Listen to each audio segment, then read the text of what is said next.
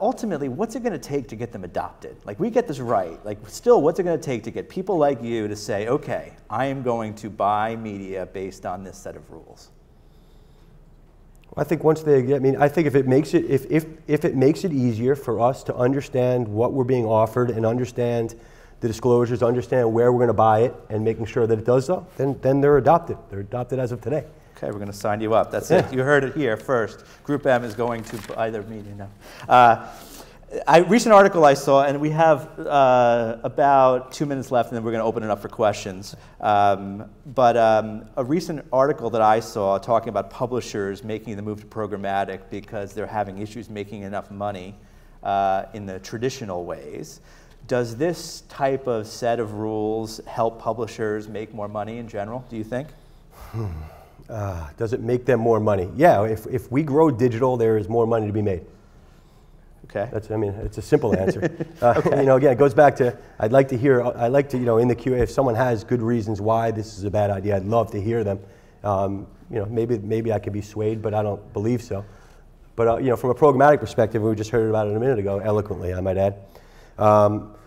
You know, it's an interesting, I don't look at it as real-time bidding as much as it is automation, right? Automation is what we're driving towards. Automation is unavoidable.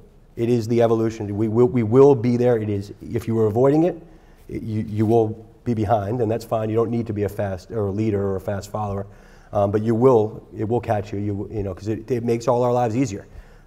It's necessary. So the way it's bought today, impression by impression and/or auction where lowest bidder in some cases walks away with better performance, that will change. The gamesmanship of the business will change quite a bit. I expect that. So do you see an environment where publishers, direct publishers, because traditionally this was written for networks and exchanges, will certify, in your opinion, would agree to be certified as well, to follow the rules too? Yeah, sure. More and more publishers are selling packages that have within their own context and/or using their audiences and buying it outside, or on open exchanges or some combination of that. So yeah, as more and more happens, disclosing that so that we can understand, and at the agency side, we can control reach and frequency, which then in turn helps performance or hurts it if it's gone the wrong way. That's necessary for us. I mean, we're working with big publishers to make sure that we're not about to hurt them, we're about to grow with them. So it's partnership. But if they're going off and buying entities or inventory that we're buying elsewhere with this ridiculous frequency that we're seeing in the industry, it just hurts us all. It slows down the growth. And again, that's, unless someone wants to argue with me, that is against what we're trying to accomplish. Okay.